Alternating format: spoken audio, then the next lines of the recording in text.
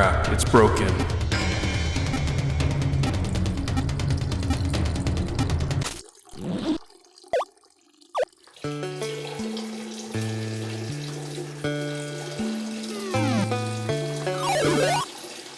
I wonder why this graffiti looks so familiar.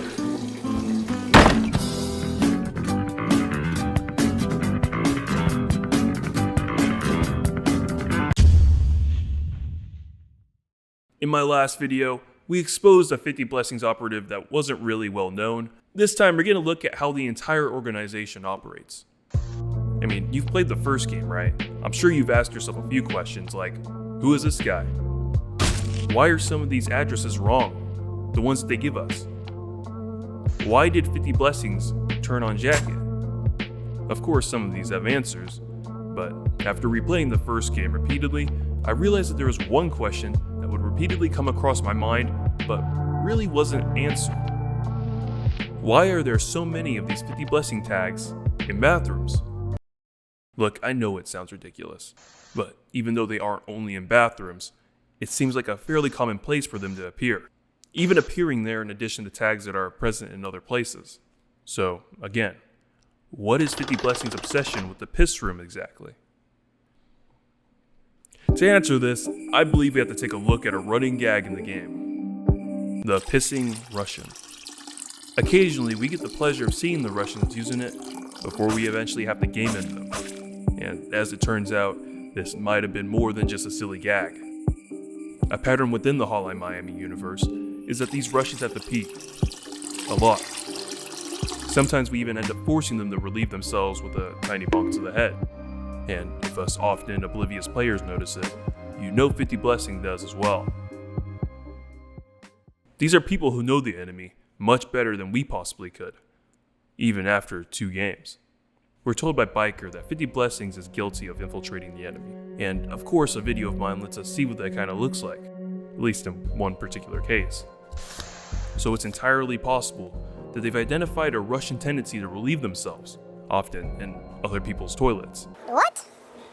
Bro, what are you talking about, man? I don't know, maybe it's like a dominance thing.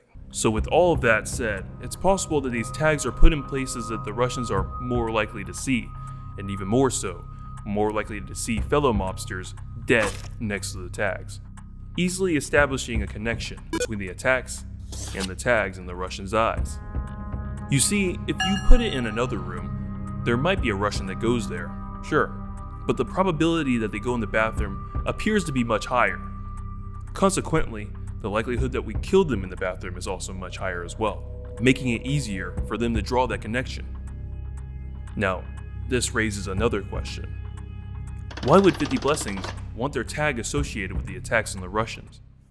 Think about this for a second. This is a group that goes through any lengths to keep their operation a secret, even willing to kill operatives that are on board and even enthusiastic about the 50 Blessings cause, all just to close up a loose end. With all of that considered, why would 50 Blessings be comfortable with their tag being connected with the attacks? I mean, it's literally on their sign-up desk in their bunker that anyone can go into. Frankly, I'm surprised nobody in Miami solved this whole mystery faster. Nonetheless, I think I have a few ideas as to why they'd risk something like this. 1. Even though people tag areas with the 50 Blessings circle, this doesn't incriminate the group as a whole, since anyone can adopt your branding for whatever you want. We even see this in real life. We can also probably count on no Russians going into the 50 Blessings bunker anyway to see the logo. 2, and I think this is the main reason, I believe the goal of those tags are to first build that association between the tags and the attacks. Once this association is established, they tag different locations so Russians would go and investigate them for clues as to who's behind the attacks to begin with.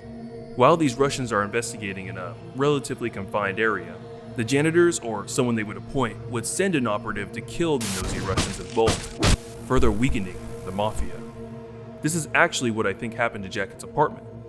After Jacket was taken by paramedics, 50 Blessings had his apartment tagged. Russians, or someone they're associated with, saw the tag and began looking for clues as to who was sending those masked freaks. They also fucked up his car. It would appear that the Russians investigating Jacket's apartment were met with a masked man who went and mowed them all down. And that's why his apartment is in this condition. That or those are an operative's remains in the fridge. To conclude all of this craziness, the reason 50 blessings are in people's bathrooms is so Russians are easily introduced to these tags and investigate any places where they see them, looking for evidence.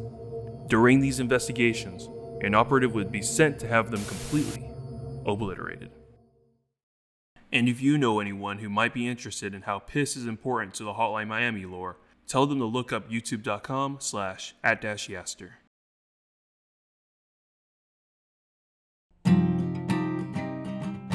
I just wanted to thank you guys for watching this video.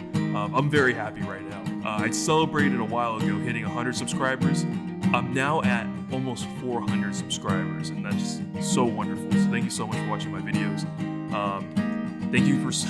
Thank you for getting my last video to 6K. I was expecting 1K maybe, but even I was never expecting 6K. So thank you so much for watching it. If you haven't watched the video, make sure to check it out. It tells you a hidden lore of Hotline Miami 2. I think you'll like it. So thanks for watching, you guys. Take care.